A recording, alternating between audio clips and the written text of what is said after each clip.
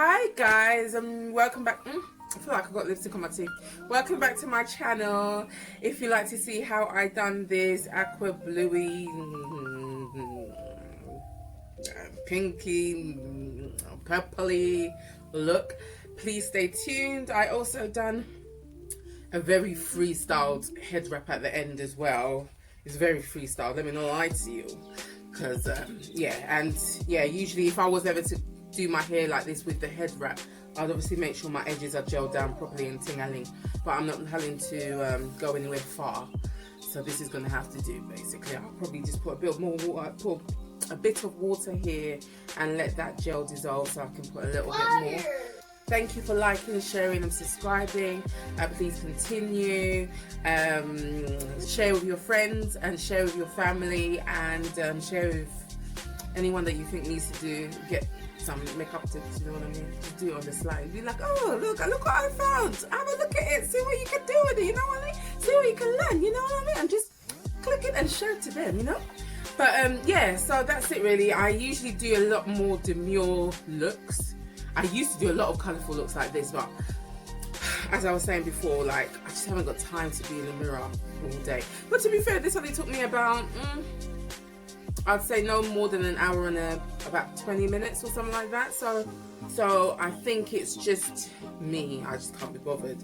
But yeah, like, you know, it is what it is, you know. I have a lot more coming up, a lot more inspiring, motivational types of makeup tutorials, you know, tutorials, should I say. So yeah, if you like what you see, please stay tuned and see you in my next video. Bye. Take care. Bye. Stay blessed.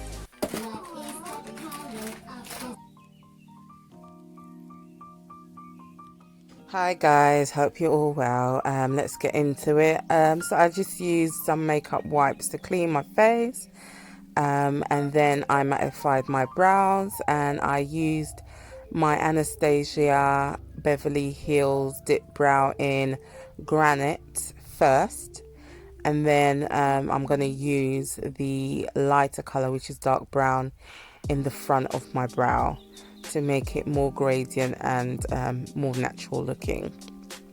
And then I blend it all out with a spoolie, any type of a spoolie, and yeah, I'm just thinning out the front brows a bit more.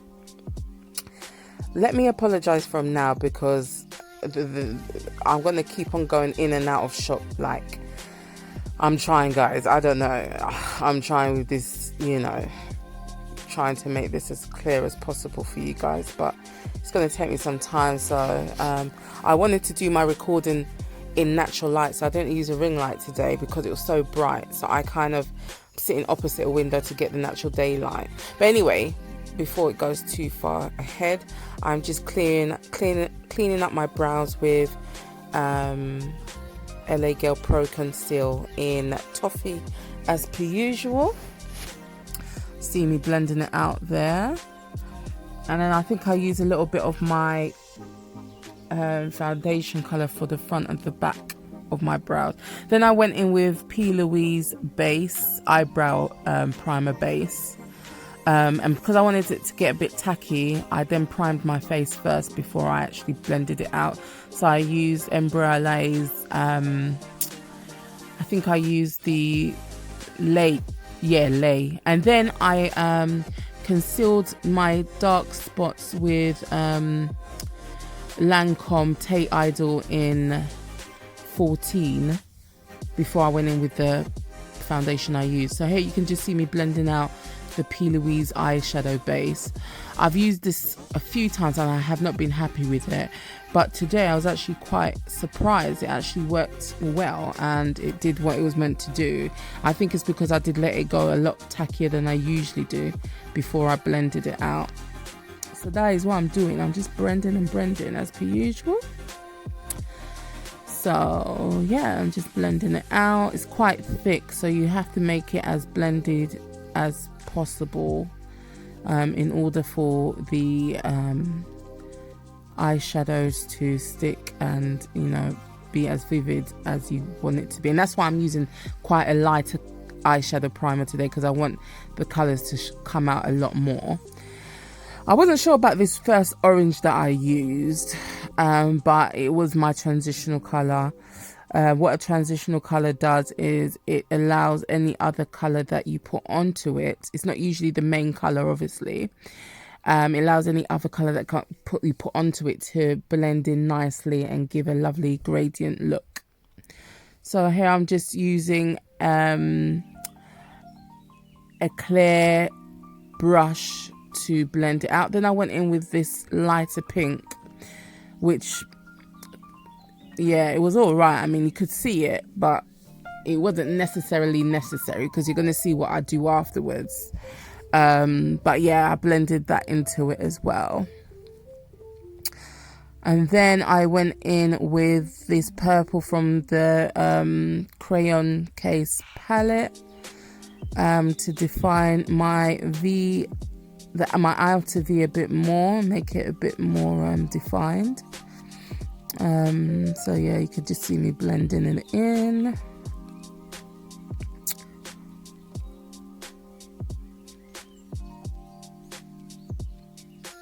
Still blending. Maybe I could have edited it a bit out, but whatever. Then I used the darker plum colour in the same Crayons palette to define that area even more.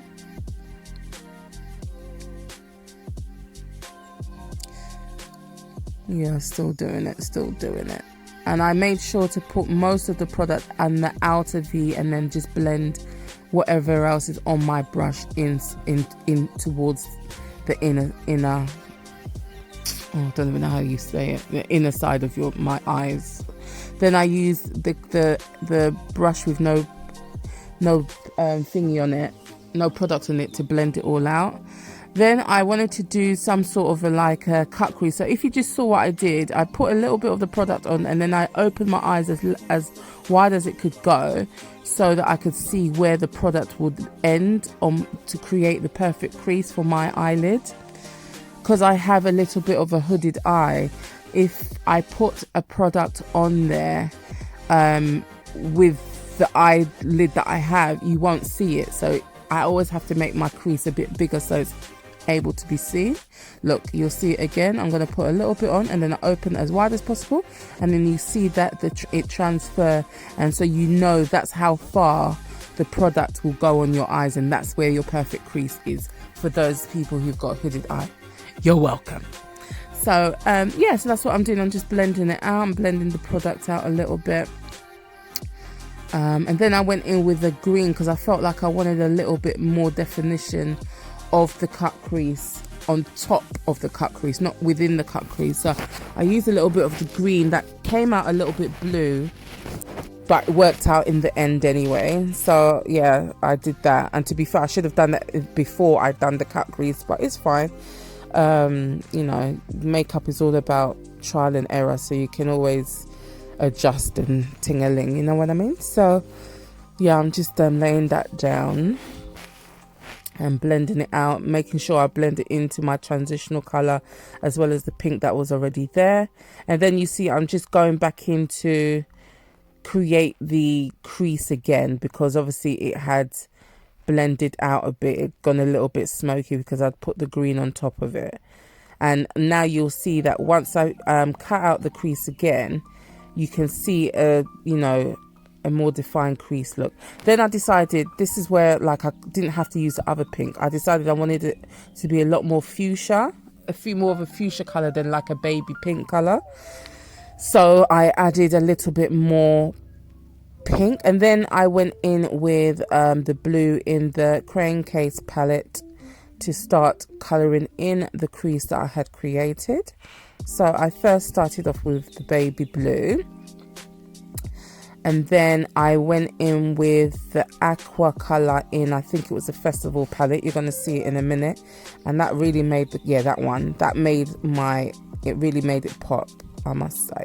And as you can see, the way I'm laying down the products or the eyeshadows, I'm already blending them in as I go along. So I'm overlaying them on each other basically, as opposed to putting it all down and then having to go back and blend them out. Then I went in with the darker blue in the Crayons Pallette. As you can see, like I said, I'm overlaying it onto the aqua that I'd put down already using the same brush. That's absolutely fine. And because of the way I'm doing it, like I said, I don't have to, you know, go over it again. Then I went in with the Nubian 2 palette's darkest blue in there, just to finish off the crease. Then I decided, you're going to see that I want it to be a little bit darker around my V area, so I used the darkest plummy color in my Morphe blue palette, and that really made everything go to another dimension, to be honest. And I'm just blending it out there with that plain brush, or brush without any product on it, and then I'm going back in and blending the fuchsia into it as well. It does take a while to really get the colors that you really want, to be honest with you, but practice definitely does make perfect.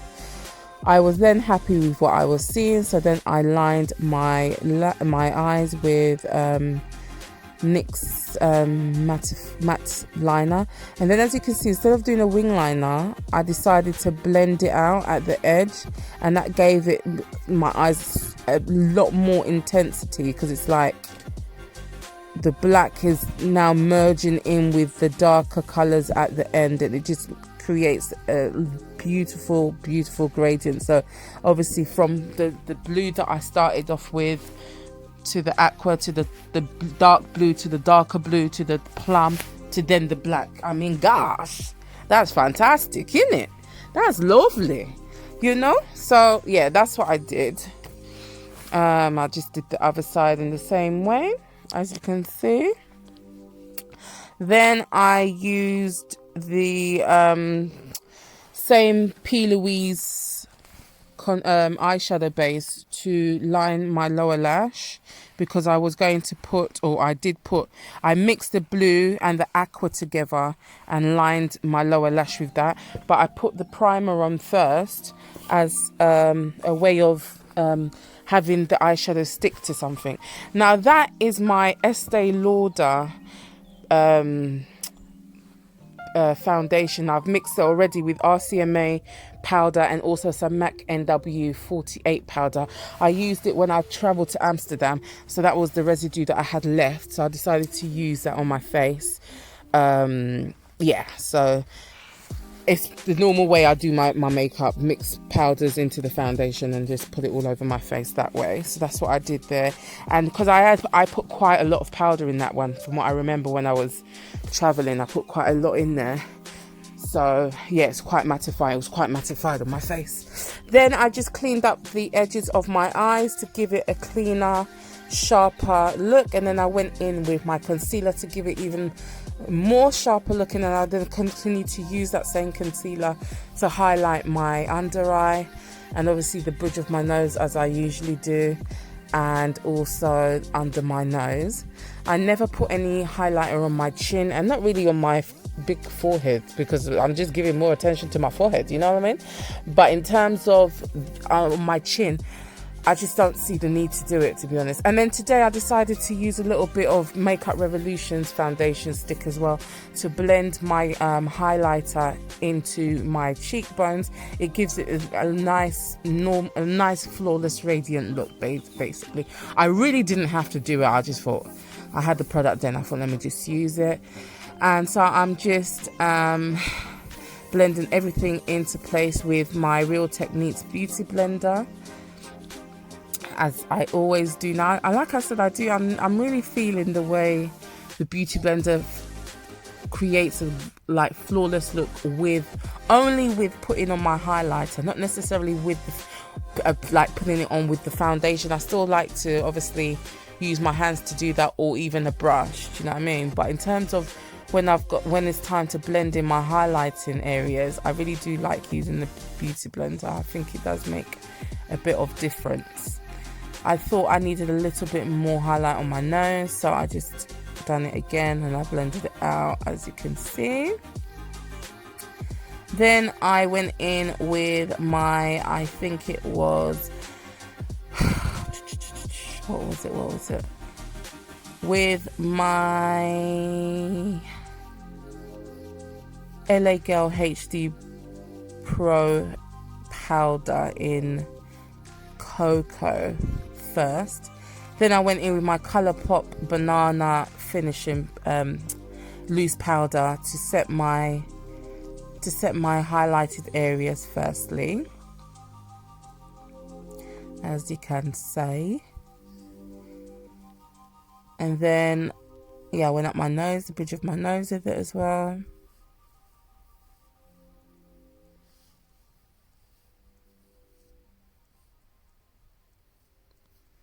Under my nose. And then I carved out my cheekbones a little bit more with the same product. Then I went in with the darker, and I realised I put a bit too much darker loose powder from Colourpop to set everywhere else in place. It made me look a little bit chalky, but I knew that would be sorted out once I put the setting spray on, so that was fine. And then I went in with smoking out my lower lash with the same fuchsia that I'd used, and then I went in with all the colours that I'd used at the top to go underneath as well. So the blue, then the aqua, and then the other blue, yeah, as you're gonna see, that one there, and then the darker one from the Juvia's Place Nubian or Nubian 2 palette. I'll put everything in the description box anyway. So that's what I'm doing, and I smoked everything out a little bit more with that same fuchsia again, as you can see. And then I went in with my mineralized skin finish in Darkest Deep to set all of my highlighted area. Then I decided to do a bit of bronzing with my CoverGirl Ebony bronzer. It just brings back a bit more color into your face, basically. You put it where you contoured, and it just brings back your natural color a lot more. It gives it a more prevalent color, if that makes sense. I went up my nose with it a little bit, just makes it warmer. And yeah, it looks okay, So that's what I'm doing. And then I just, as per usual, mix a whole load of blushes together from Juvia's Place blush palette. I didn't want it to be too much because obviously my lids are quite colourful, so I just wanted a subtle warm. Then I used the pink in that. It's a pinky goldy highlighting colour. You can't really see it when I put it on my cheekbones. You could see it live, but you couldn't really see it too much in the camera. But then you can definitely see it when I put it on my nose, which is coming up, and you'll see the colour there. Can you see what I mean? And then I blended it out as I usually do, because I want it just to look like I've moisturized to the gods, you know what I mean? I don't want to look shiny, I just want to look moisturized, you know. Then guys, I put one lash on I put one lash on and I put another one on the hair, because lashes sometimes, you know. And then I set my face with, I forgot the setting spray, but it was very, very cold and very, very coming out a lot, so I was getting scared that it was going to spoil my makeup, but it's all right.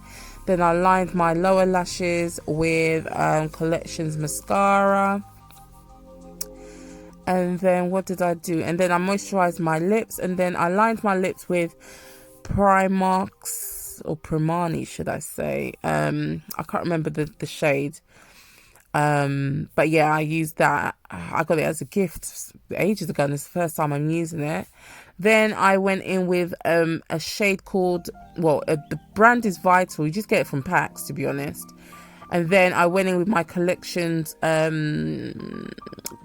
concealer to make it more ombre. And then I went in with Makeup Revolution's holographic lip gloss as well after that.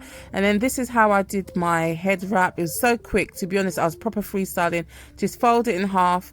I got a scarf from before, any scarf, any socks, anything that makes it flat and rounded on your head. Tied it together, tied it again. It's coming up. The second tie is coming. And then I tied it up, and I wasn't even sure what I was going to do, so I just tied it up all the way down, tied it. At this point I didn't know what I was doing, I'm in the line. I just always freestyle, and then I decided to wrap it around. I didn't have no safety pins or anything, so I didn't want to get too technical, you know.